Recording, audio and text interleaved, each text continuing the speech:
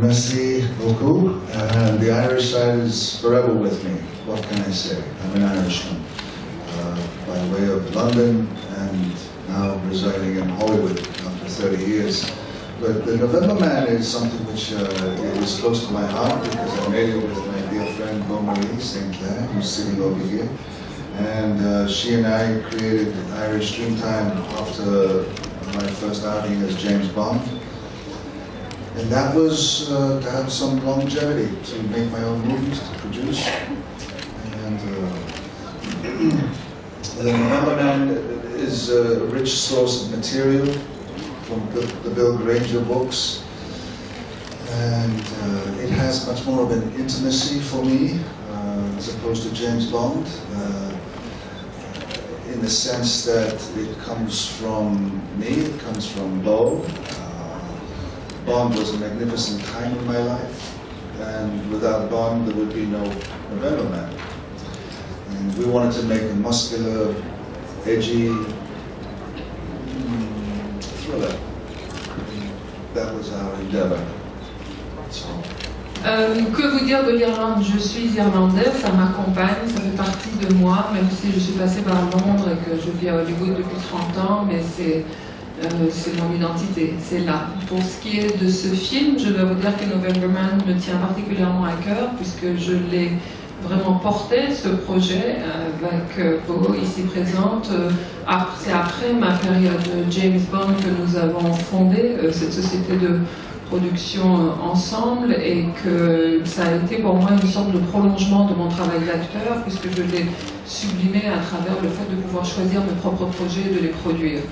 Donc ça c'est un film qui s'y prêtait de façon extraordinaire en raison de la série littéraire qui a été en soi un puits extrêmement riche qui a nourri ce travail, et ensuite ce projet qu'on a pu mener ensemble d'une façon beaucoup plus personnelle ou plus intime que l'ont été la série des James Bond pour moi. Je ne renie rien de cette époque-là, ça a été une époque fabuleuse de ma carrière et de ma vie, mais maintenant je me sens beaucoup plus investie dans un projet comme celui-là, où tout ce que nous voulions c'était faire un thriller qui soit un thriller comme ça, nerveux, dynamique, et il me semble que le but est atteint.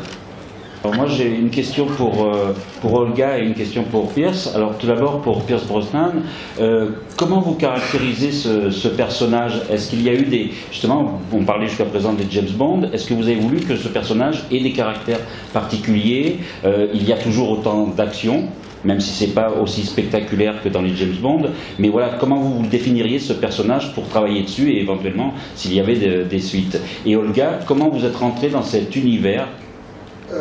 Well, again, it goes back to the writing of Bill Granger, who wrote these beautiful books, 13 books, and we took from volume number 7. And it is the complexity of the character. It's a man who is a cultured badass, a sassy operative. There is a reality, and there's meat on the bone, so to speak, and there's an intimacy because it is created from Beaumarie and myself and our writers Carl and Mike Finch. So one had more of a reality for me. The James Bond movies are so fantastical, and I have to stop here, otherwise I just ramble on. There you go. Encore une fois, comme je vous l'ai dit, là il y avait une matière littéraire formidable, cette série de 13 livres, et nous encore, nous ne sommes penchés qu'à partir du volume 7, nous ont donné une matière extrêmement riche, ce personnage d'homme cultivé, mal embouché, qui a beaucoup de références, mais qui est extrêmement dur et dans une sorte de réserve. C'est un personnage qui avait une certaine chair, une certaine existence avec laquelle on pouvait se plonger dans un rapport intime. Et donc nous avons travaillé dans le travail de réécriture et d'appropriation et d'adaptation qu'on a fait pour le cinéma. On a vraiment usé cette matière-là qui nous était offerte, ce qui n'a rien à qui donnait une réalité et une profondeur au personnage qui n'était pas du tout là dans James Bond, même si je dois redire que j'ai pris beaucoup de plaisir à faire le James Bond. Olga. Déjà, j'ai eu l'expérience de faire James Bond, donc c'était pas la première fois pour moi, j'avais déjà fait ça. Mais ce qui m'a plu dans cette histoire-là, c'est que mon personnage, c'est une fille simple, une fille très normale. Elle n'est pas du tout agent comme Camille était dans Quantum of Solace. C'est une fille qui n'a pas d'entraînement spécial, elle n'a aucun... c'est pas une sportive, c'est une fille qui travaille dans un bureau. Elle est très loin de penser qu'un jour elle va s'enfuir de CIA et qu'il y a tout le monde qui sera après elle et elle ne sait même pas pourquoi. Ça arrive comme ça un jour. Et ce qui est intéressant, c'est comment une fille normale va résoudre ce problème. Comment est-ce qu'elle va